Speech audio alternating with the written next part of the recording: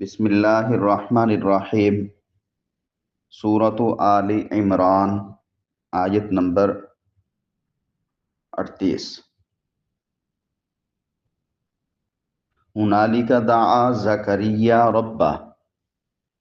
پچھلی آیت میں پڑھا تھا کہ حضرت مریم کے کمرے میں حجرے میں جب حضرت زکریا علیہ السلام جاتے تھے تو دیکھتے کہ وہاں پر بے موسمی پھل ہیں، تو پوچھا مریم انا لکی ھذا، بیٹا یہ کہاں سے آئے تیرے پاس؟ قالت ہوا من عند اللہ، تو اپنے خالو سے کہتی ہیں، حضرت زکریا علیہ السلام سے کہتی ہیں من عند اللہ، یہ اللہ کی طرف سے آتے ہیں۔ جب یہ چیز حضرت زکریا علیہ السلام نے دیکھی کہ اللہ بے موسم پھل دے رہا ہے، تو اس وقت جو ہے حضرت زکریا علیہ السلام کی عمر بعض روایتوں کے مطابق 77 سال تھی اور بعض روایت کے مطابق 100 سال تھی، ابھی تک ان کی اولاد نہیں ہوئی تھی۔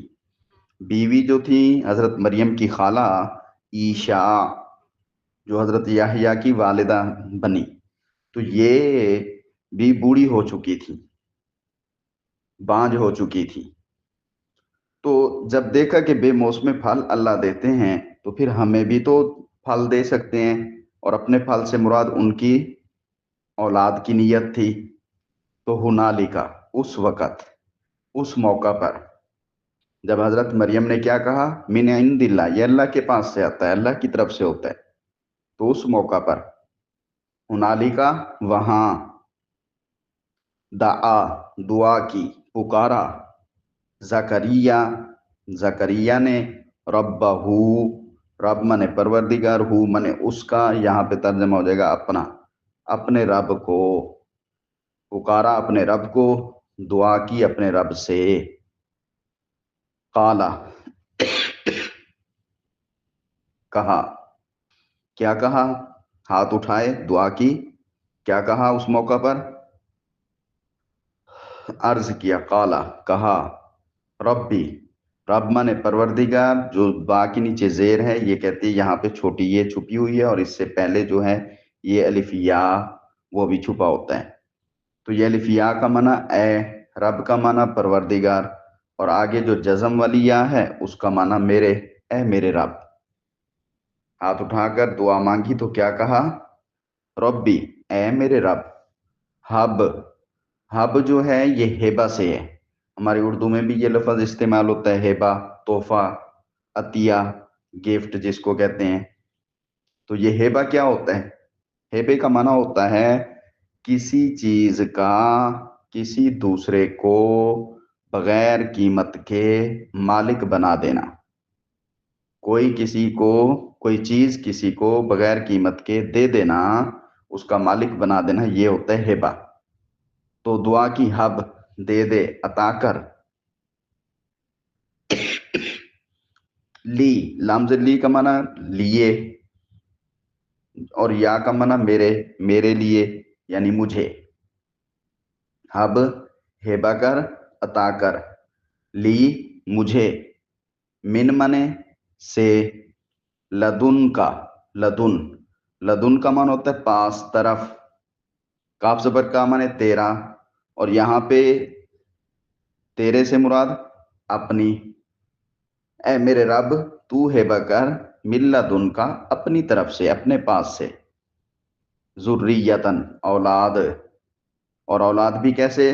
طیبتن، نیک، پاک، پاکیزہ، پہلا کلمہ طیب، طیب معنی پاک، تو وہ بہرحال اللہ کا پاک ہونا وہاں پہ مراد ہوتا ہے پہلے کلمے میں، لیکن طیب کا مطلب یہاں پہ بتانا ہے، معنی کہ طیب کا معنی پاک، نیک، صالح، اچھی اولاد۔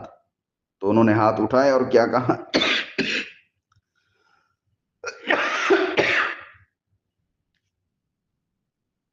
پاکیزہ اولاد عطا کر، نیک اولاد دے،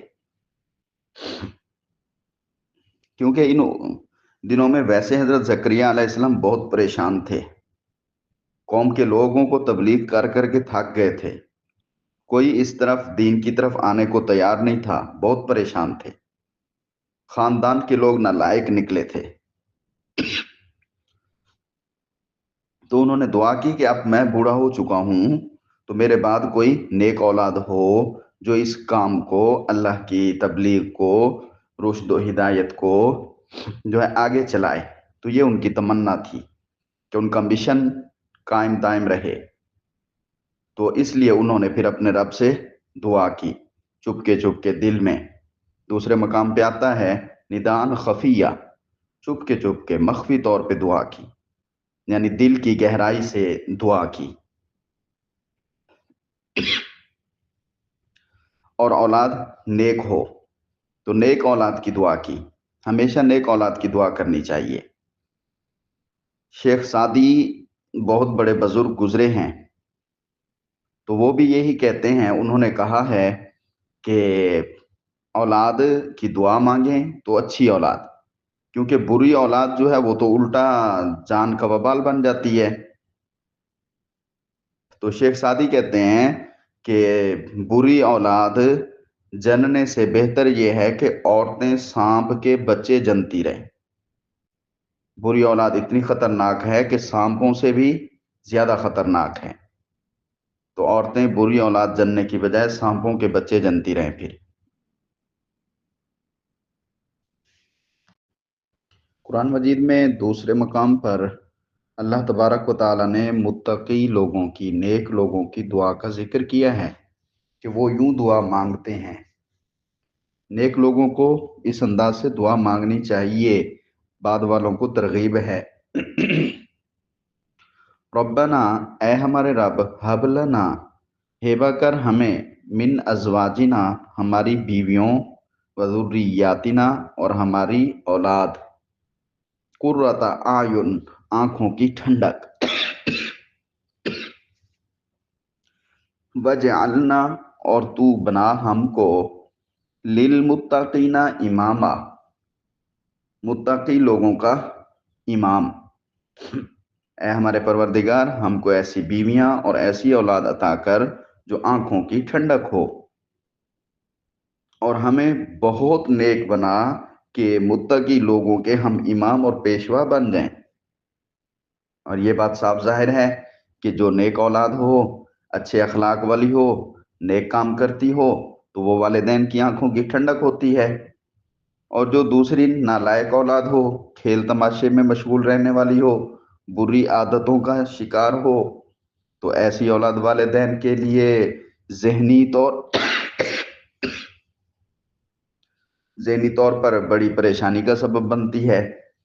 تو اس لیے حضرت زکریا علیہ السلام نے پاکیزہ اولاد کی دعا کی، اور اس کے بعد فرمایا انکا سمیع الدعا، انا، بے شک کاف زبر کا، تو، سمیع، سنتا ہے، سننے والا ہے، الدعا، دعا کو۔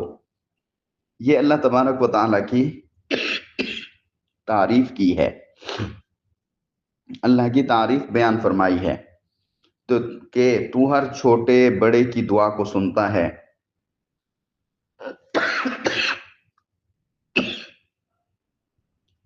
لہذا میری دعا کو بھی قبول فرما اور مجھے پاکیزہ اولاد عطا کر، اچھے اخلاق والی، اچھے اعمال والی، اچھی عادتوں والی، پاکیزہ خصلتوں والی ہو۔ تو اس کے بعد اگلی آیت میں ہے کہ اللہ تبارک و تعالیٰ نے دعا کو قبول فرمایا، تو وہاں سے انشاءاللہ کل پڑھیں گے۔ السلام علیکم۔